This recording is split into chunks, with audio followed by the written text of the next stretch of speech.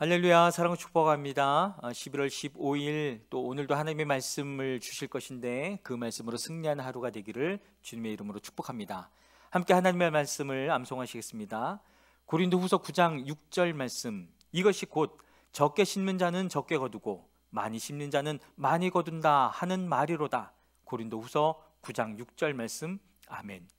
고린도후서 9장 6절 말씀, 이것이 곧 적게 심는 자는 적게 거두고 많이 심는 자는 많이 거둔다 하는 말이로다.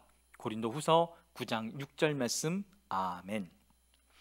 오늘 함께 통독할 하나님의 말씀은 사도행전 27장에서 28장의 말씀입니다. 함께 기도하겠습니다.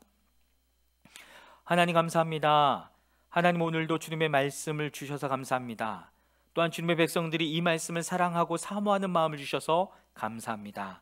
그들 모두들 가운데 성령을 부어주셔서 성령으로 말미암아 이 말씀이 읽혀지며 들려지며 마음판에 새겨지는 시간 될 수 있도록 역사하여 주시옵소서. 그렇게 행하실 주님을 찬양하며 예수 그리스도의 이름으로 기도했습니다. 아멘. 사도행전 27장입니다. 우리가 배로 이탈리아에 가야 하는 것이 결정되었을 때에 그들은 바울과 몇몇 다른 죄수를 황제 부대의 백부장 율리오라는 사람에게 넘겨주었다. 우리는 아드라 무데노호를 타고 출항하였다. 이 배는 아시아 연안의 여러 곳으로 항해하는 배였다. 데살로니가 출신인 마케도니아 사람 아리스다고도 우리와 함께하였다. 이튿날 우리는 시돈의 배를 대었다. 율리오는 바울에게 친절을 베풀어 친구들에게로 가서 보살핌을 받는 것을 허락하였다. 우리는 시돈을 떠나 백길을 갈 때에 맞바람 때문에 키프로스 섬을 바람막이로 삼아서 항해하였다. 우리는 길리기아와 밤빌리아 앞바다를 가로질러 항해하여 루기아에 있는 무라에 이르렀다. 거기서 백부장은 이탈리아로 가는 알렉산드리아 배를 만나서 우리를 그 배에 태웠다. 우리는 여러 날 동안 천천히 항해하여 겨우 니도 앞바다에 이르렀다. 그런데 우리는 맞바람 때문에 더 이상 나아갈 수 없어서 크레타 섬을 바람막이로 삼아 살몬의 앞바다를 항해하여 지나갔다. 그리고 우리는 크레타 남쪽 해안을 따라 겨우겨우 항해하여 라세아 성에서 가까운 도시인 아름다운 항구라는 곳에 닿았다. 많은 시일이 흘러서 금식 기간이 이미 지났으므로 벌써 항해하기에 위태로운 때가 되었다. 그래서 바울은 그들에게 이렇게 충고했다. 여러분, 내가 보기에 지금 항해를 하다가는 재난을 당할 것 같은데 짐과 배의 손실만이 아니라 우리의 생명까지도 이를지 모릅니다. 그러나 백부장은 바울의 말보다는 선장과 선주의 말을 더 믿었다. 그리고 그 항구는 겨울을 나기에 적합하지 못한 곳이므로 거의 모두는 거기에서 출항하여 할 수 있으면 베닉스로 가서 겨울을 나기로 뜻을 정하였다. 베닉스는 크레타 섬의 항구로 서남쪽과 서북쪽을 바라보는 곳이다. 때마침 남풍이 순하게 불어오므로 그들은 뜻을 이룬 것이나 다름없다고 생각하고 닷을 올리고서 크레타 해안에 바싹 붙어서 항해하였다. 그런데 얼마 안 되어서 유라굴로라는 폭풍이 섬 쪽으로 몰아쳤다. 배가 폭풍에 휘말려서 바람을 맞서서 나아갈 수 없으므로 우리는 체념하고 떠밀려 가기 시작하였다. 그런데 우리가 가우다라는 작은 섬 아래쪽을 따라 밀려갈 때에 그 섬이 어느 정도 바람막이가 되어 주었으므로 우리는 간신히 거룻배를 휘어잡을 수 있었다. 선원들은 거룻배를 갑판 위에다가 끌어올리고 밧줄을 이용하여 선체를 동여매었다. 그리고 그들은 리비아 근처의 모래톱으로 밀려들까 두려워서 바다에 닷을 내리고 그냥 떠밀려가고 있었다. 우리는 폭풍에 몹시 시달리고 있었는데 다음날 선원들은 짐을 바다에 내던졌고 사흘째 날에는 자기네들 손으로 배에 장비마저 내버렸다. 여러 날 동안 해도 별도 보이지 않고 거센 바람만이 심하게 불었으므로 우리는 살아남으리라는 희망을 점점 잃었다. 사람들은 오랫동안 아무것도 먹지 못하고 있었다. 그때 바울이 이렇게 말하였다. 여러분은 내 말을 듣고 크레타에서 출항하지 않았어야 했습니다. 그랬으면 이런 재난과 손실은 당하지 않았을 것입니다. 그러나 이제 나는 여러분에게 권합니다. 기운을 내십시오. 이 배만 잃을 뿐 여러분 가운데 한 사람도 목숨을 잃지는 않을 것입니다. 바로 지난밤에 나의 주님이시요 내가 섬기는 분이신 하나님의 천사가 내 곁에 서서 바울아 두려워하지 말아라. 너는 반드시 황제 앞에 서야 한다. 보아라, 하나님께서는 너와 함께 타고 가는 모든 사람의 안전을 너에게 맡겨주셨다 하고 말씀하셨습니다. 그러므로 여러분, 힘을 내십시오. 나는 하나님께서 나에게 말씀하신 그대로 되리라고 믿습니다. 우리는 반드시 어떤 섬으로 밀려가 닿게 될 것입니다.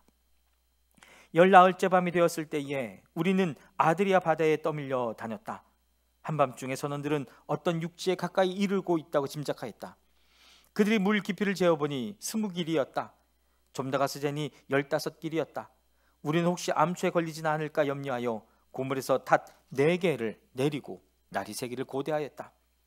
그런데 선원들이 배를 버리고 달아나려고 이물에서 닷을 내리는 척하면서 바다에 거룻배를 풀어내렸다. 바울은 백부장과 병사들에게 말하였다. 만일 이 사람들이 배에 그대로 남아있지 않으면 당신들은 무사할 수 없습니다. 그래서 병사들이 거룻배의 밧줄을 끊어서 거룻배를 떨어뜨렸다. 날이 새어갈 때에 바울은 모든 사람에게 음식을 먹으라고 권하면서 말하였다. 여러분은 오늘까지 19일 동안이나 마음을 졸이며 아무것도 먹지 못하고 굶고 지냈습니다. 그래서 나는 여러분들에게 음식을 먹으라고 권합니다. 그래야 여러분은 목숨을 유지할 힘을 얻을 것입니다. 여러분 가운데서 아무도 머리카락 하나라도 잃지 않을 것입니다. 바울은 이렇게 말하고 나서 빵을 들어 모든 사람 앞에서 하나님께 감사를 드리고 떼어서 먹기 시작하였다. 그러자 사람들은 모두 용기를 얻어서 음식을 먹었다. 배에 탄 우리의 수는 모두 276명이었다. 사람들이 음식을 배부르게 먹은 뒤에 남은 식량을 바다에 버려서 배를 가볍게 하였다. 날이 새니 어느 땅인지는 알 수 없지만 모래밭이 있는 항만이 보였다. 그래서 그들은 어떻게 해서든지 배를 거기로 몰아 해변에 대기로 작정하였다. 닻을 모두 끊어서 바다에 버리고 동시에 키를 묶은 밧줄을 늦추었다. 그리고 앞 도수를 올려서 바람을 타고 해안 쪽으로 들어갔다. 그런데 두 물살이 합치는 곳에 끼어들어서 배가 모래톱에 걸렸다. 이 물은 박혀서 움직이지 않고 고물은 심한 물결에 깨졌다. 병사들은 죄수들이 혹시 헤엄쳐 도망갈까봐 그들을 죽여버리려고 계획하였다. 그러나 백부장은 바울을 구하려고 병사들의 의도를 막고 헤엄칠 수 있는 사람들은 먼저 뛰어내려서 무릎으로 올라가라고 명령하였다. 그리고 그 밖의 사람들은 널빤지나 부서진 배 조각을 타고 무트로 나가라고 명령하였다. 이렇게 해서 모두 무트로 올라와 구원을 받게 되었다. 사도행전 28장입니다. 우리가 안전하게 목숨을 구한 뒤에야 비로소 그곳이 몰타섬이라는 것을 알았다. 섬 사람들이 우리에게 특별한 친절을 베풀어 주었다. 비가 내린 뒤라서 날씨가 추웠으므로 그들은 불을 피워서 우리를 맞아주었다. 바울이 나뭇가지를 하나를 모아다가 불에 넣으니 뜨거운 기운 때문에 독사가 한 마리 튀어나와서 바울의 손에 달라붙었다. 섬 사람들이 그 뱀이 바울의 손에 매달려 있는 것을 보고 이 사람은 틀림없이 살인자다. 바다에서는 살아나왔지만 정의의 여신이 그를 그대로 살려주지 않는다 하고 서로 말하였다.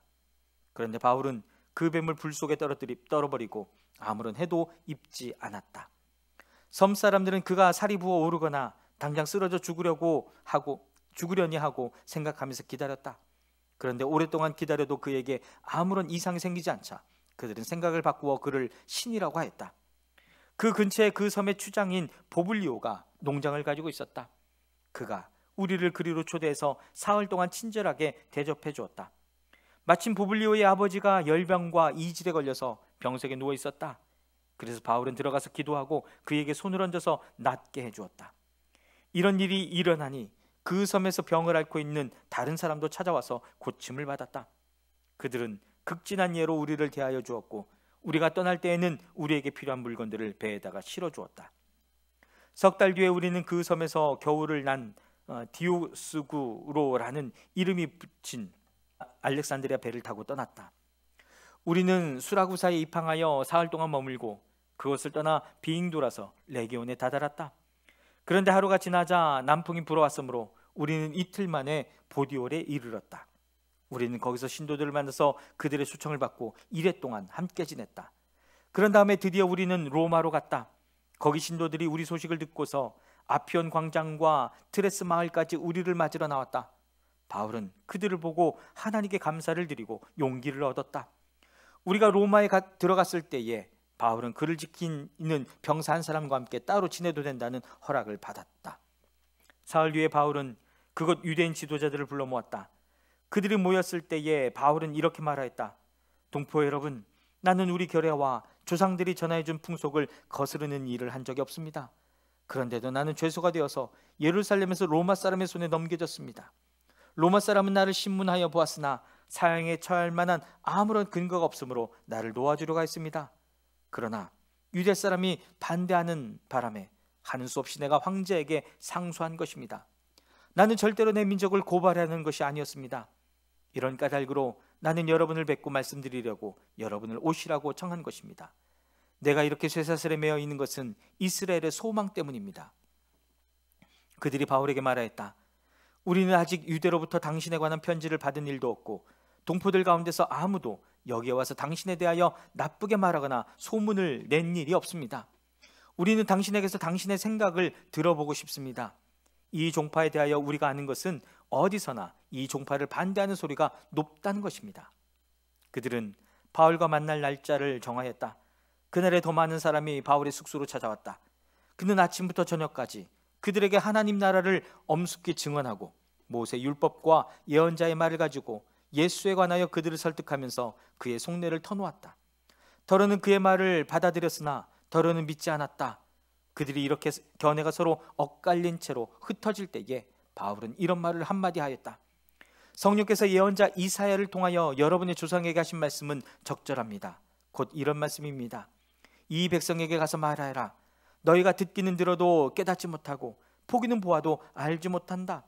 이 백성의 마음이 무디어지고 귀가 먹고 눈이 감기어 있다.